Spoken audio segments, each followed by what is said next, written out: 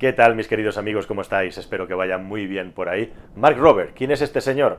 Este señor es uno de los mejores youtubers que han existido en la historia de esta plataforma, ex ingeniero de la NASA, porque dejó su trabajo, con unas capacidades creativas y técnicas impresionantes. Y se dedica a hacer en su canal vídeos realmente increíbles, con ingenios que fabrica por pura diversión o simplemente por experimentación, y también divulgando cosas científicas con el método científico de una manera extremadamente interesante. ¿Qué hace este señor en mi canal o por qué te lo presento? Bueno, pues porque en su canal, en cada uno de los vídeos que publica, se permite el lujo de publicar solo uno al mes, siempre cuenta que él dejó la NASA, explica su historia y cuenta también pues cómo le pide a la gente su apoyo, cuánto trabajo le cuesta hacer sus vídeos, y puede llegar a ser incluso cansino o muy pesado cuando ves muchos de sus vídeos que al principio o al final de los mismos siempre te cuente la misma historia, quién es y a lo que se dedica. Pero lo cierto es que si te dedicas a esto de publicar en YouTube, sabes perfectamente por qué lo hace.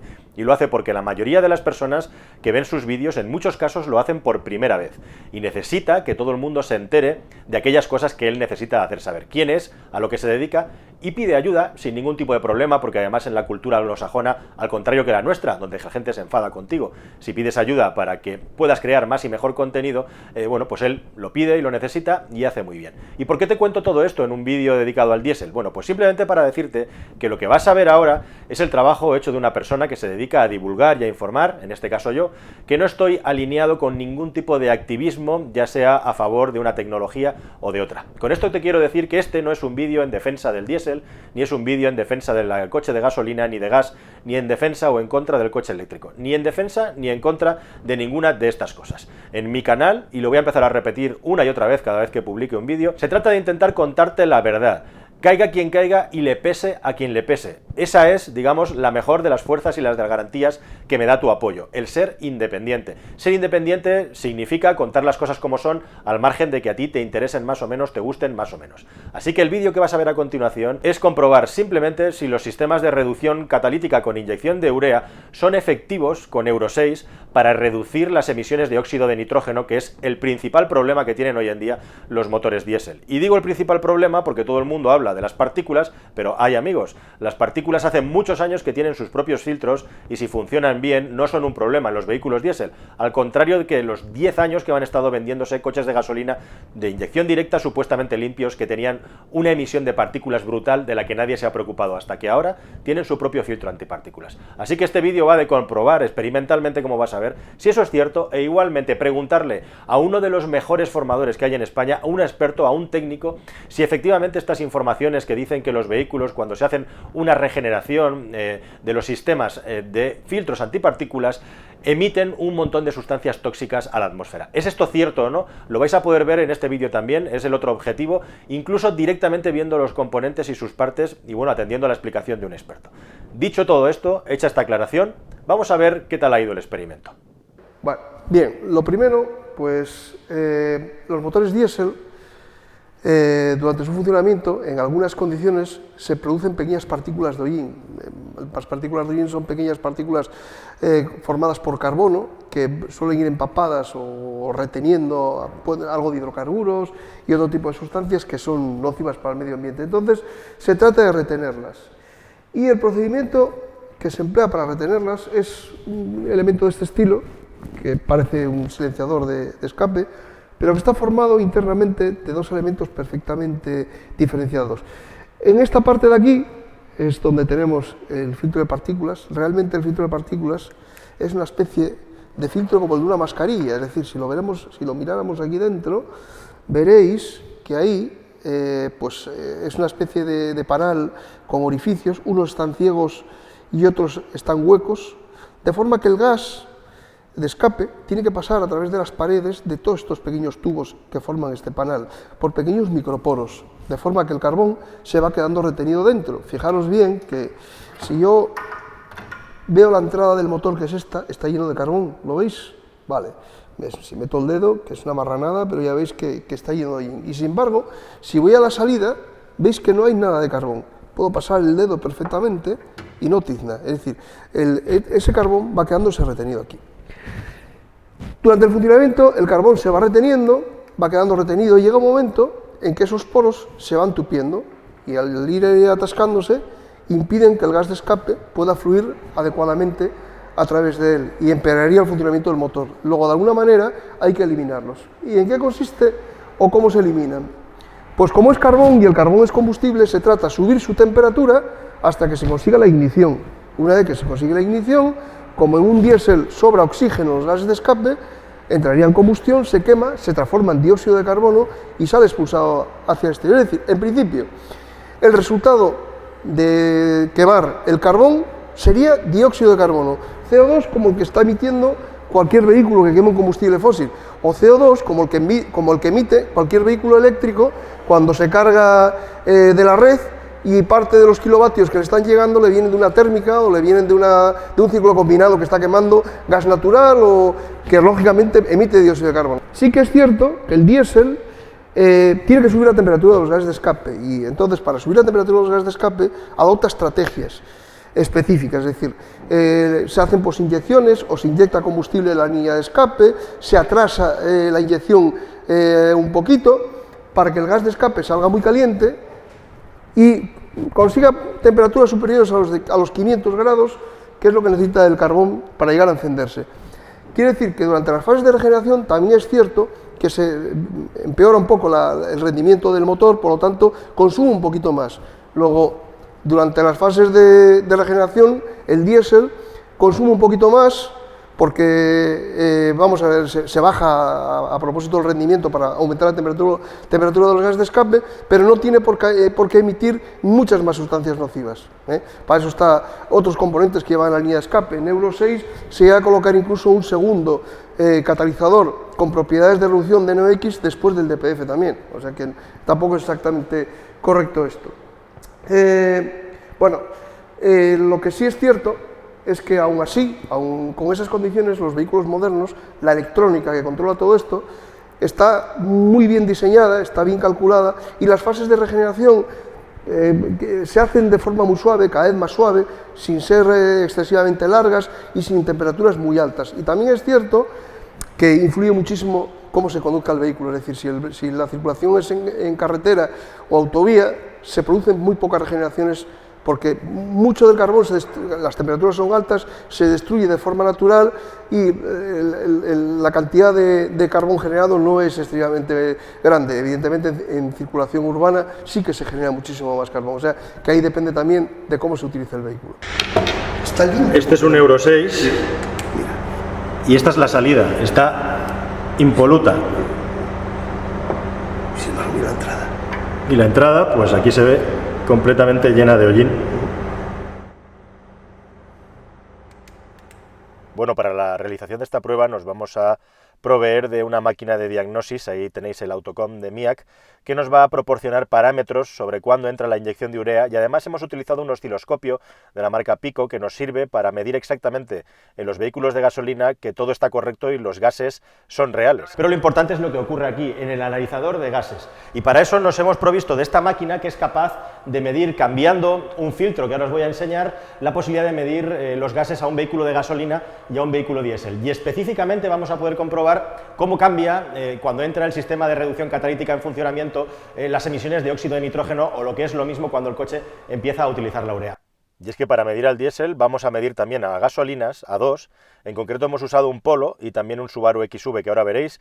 Este es simplemente la salida de gases al exterior del recinto para trabajar cómodamente, y este Polo en el futuro grabaré un vídeo en el que os enseñaré más cosas interesantes que le hemos medido con el osciloscopio, para que veáis las posibilidades de esta herramienta. Pero este Euro 6, este Subaru XV es el coche que hemos utilizado para poder comparar emisiones de un Euro 6 de gasolina con un Euro 6 diésel y así que podáis ver exactamente cuáles son las diferencias en el tipo de combustión entre uno y otro. Bueno, esta ya es la medición de gases directamente del Subaru, ya te lo tenemos en lambda 1, esto quiere decir que está dentro de los parámetros correctos a la hora de hacer la ignición en el interior del cilindro. Y lo que tenemos aquí, fijaos en los datos, 0 óxidos de nitrógeno es capaz de medir, como es normal en los vehículos de gasolina. Este analizador de gases, bueno, pues da 0 en este vehículo, y lo que tenemos también son unas emisiones de CO2 de 14,7 al ralentí. Podéis ver que prácticamente no hay emisión de oxígeno porque pues la combustión del motor se lo lleva todo. No hay emisiones de monóxido de carbono ni de hidrocarburos, como podéis ver. En este caso el coche estaba terminando de calentarse y lo importante es en lambda 1 las emisiones de CO2, ya veis, alrededor de 15, y no hay y óxidos de nitrógeno.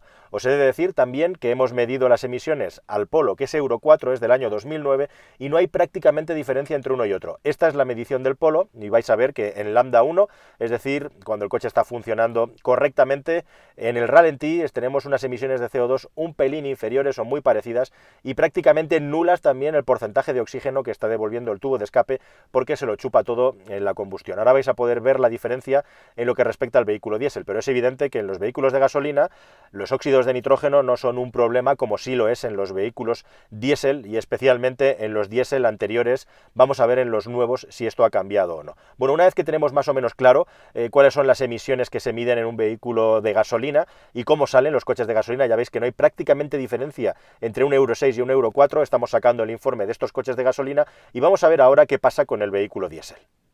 Pues ha llegado el momento de comparar, y para eso tenemos aquí un coche además muy interesante porque es una Berlingo diésel Euro 6, tiene 2 años y pico de edad este vehículo. Es interesante porque es una furgoneta, o sea, un coche que realmente se vende mucho y que está constantemente circulando, y lo que vamos a hacer es reproducir unas condiciones en las que salte la inyección de urea, salte el AdBlue, para ver cómo influye eso en la emisión de óxidos de nitrógeno. Aquí estamos al ralentí y por lo tanto vamos a tener unas condiciones estables en las que la inyección de urea no es necesaria, vamos a alcanzar la temperatura que tendríamos en carretera para hacer saltar el sistema, lo vamos a estar todo midiendo y de esa manera vamos a poder ver en directo cómo influye la inyección de AdBlue directamente en las emisiones concretamente de óxidos de nitrógeno. Y salimos de dudas de si funciona o no funciona.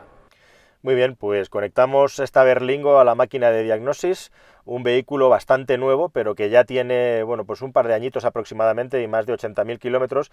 Vamos a ver cuáles son los parámetros, como estaba contando, que nos van a permitir saber exactamente el momento en el que el vehículo va a empezar a inyectar el AdBlue, para comparar el momento previo al momento posterior. Como decía ahí, bueno, pues en una situación de al ralentí no es necesario que se ponga en marcha el AdBlue porque no serviría de nada. Hace falta una temperatura específica de calentamiento. Así que lo que estamos haciendo ahora es ir extrayendo uno a uno cuáles son los parámetros, ahí los tenéis, que nos vamos a fijar en tiempo real que va a generar el vehículo, y de esa manera saber cuándo comienza a inyectar el AdBlue. Le colocamos la sonda en el escape y vamos a comenzar a medir ya con todos los parámetros incluidos. Lo que nos falta solamente es enchufar la manguera en la parte del analizador de gases, al lado del opacímetro, ahí lo veis, y ya la máquina comienza a medir las emisiones del motor diésel. Vais a poder comparar ahora, os voy a partir la pantalla en dos para que veáis exactamente la diferencia entre el gasolina, el diésel a la izquierda, el gasolina a la derecha, el Subaru.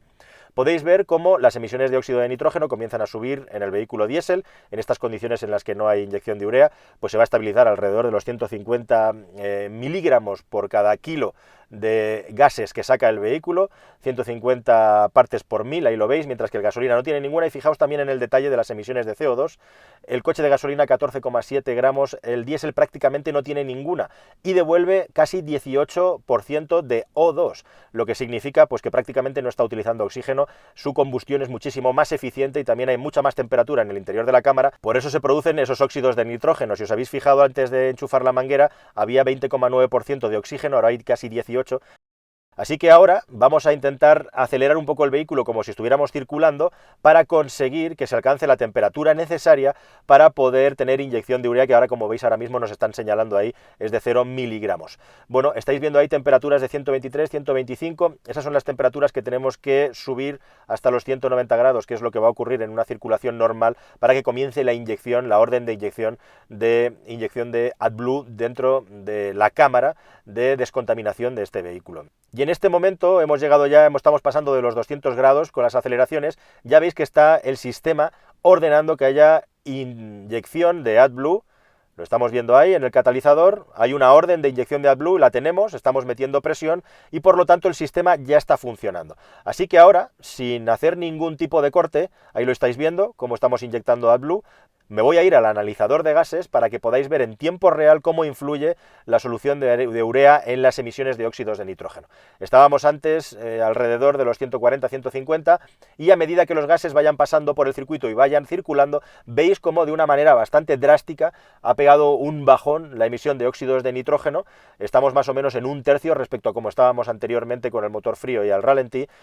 Y poco a poco, según los gases vayan circulando y la solución de urea comience a hacer lo suyo, el AdBlue comience a hacer lo suyo, vais a ver, cuando dejemos el coche al ralentí, como las emisiones de óxido de nitrógeno van a seguir bajando. Ya veis que ahora hemos dejado el coche al ralentí, lo sé porque tenemos unas emisiones de CO2 prácticamente nulas, y lo que va a ocurrir a continuación es, como digo, que bueno, pues las emisiones de óxido de nitrógeno, que ya han bajado un bloque muy importante, cuando se circule todo el gas que hay ahora mismo en el circuito del analizador, van a comenzar a reducirse hasta que prácticamente, en este caso, ya veis, estábamos en 50, estamos ahora en 20 y pico, poco a poco van reduciéndose y se va equilibrando hasta llegar al punto de equilibrio en el que el sistema ya está funcionando a pleno rendimiento. Como veis, tiene que pasar un tiempo y tiene que alcanzar una temperatura el vehículo para que los óxidos de nitrógeno definitivamente desaparezcan, como es el caso. Aquí lo veis, ahora mismo ya con el sistema de AdBlue funcionando, los óxidos de nitrógeno son cero o prácticamente inapreciables para el analizador de gases. Bueno, hay dos cuestiones aquí interesantes e importantes. La primera de todas es que este sistema Euro 6 que lleva esta Berlingo con 87.000 kilómetros ya está retrasado respecto a lo que tenemos ahora. En la conferencia que os di y que tengo subida al canal, la voy a linkar aquí en MotorTech, podéis ver cómo tenía las mediciones, es la columna de la izquierda, de muchos vehículos que tienen este sistema de inyección de urea, y cómo las emisiones de óxidos de nitrógeno medidas en ciclo real son muy bajas, más bajas incluso que las de esta Berlingo. Pero es que cuando entra en funcionamiento el sistema ya veis que directamente desaparecen. O sea que el sistema funciona. Está claro que sí, para eso tiene que alcanzar una temperatura de funcionamiento, lógicamente, en la que el vehículo se está moviendo. Por otra parte, por otro lado, durante todo este vídeo seguro que está planeando la idea de que toda esta complejidad química, electrónica y de componentes que necesitan un mantenimiento contrasta grandemente con la simplicidad insultante del coche eléctrico. Y esto es tal cual así. Pero realmente la comparación directa es difícil o no es posible, en el sentido de que el vehículo térmico, el vehículo diésel, es una central generadora de energía en sí misma, mientras que en el coche eléctrico está separada la parte de la utilización de la energía de la parte de la generación. Eso tiene sus ventajas, pero también tiene sus complejidades que evidentemente en una comparación directa no aplican, no existen, como os estoy intentando explicar. ¿Qué conclusión podemos sacar de este experimento en tiempo real y con vehículos reales? Pues en primer lugar, que esas personas que dicen y defienden que si realmente se renovara el parque móvil y todos condujéramos vehículos con estos sistemas de tratamiento de los gases de escape, efectivamente habría un cambio muy importante en las emisiones y en la calidad del aire. Es verdad. Y la segunda cuestión, evidentemente, es que todos estos sistemas son complejos, tienen su mantenimiento, y es fundamental que se mantengan correctamente y que funcionen bien a lo largo de toda la vida útil del vehículo, porque si no, toda esta tecnología que realmente funciona acaba en balde, acaba en saco roto. Eso es responsabilidad, por supuesto, de los que compramos los coches y los mantenemos, de los que los reparan y de las autoridades, prever que esto efectivamente se está haciendo, se está manteniendo de una manera correcta.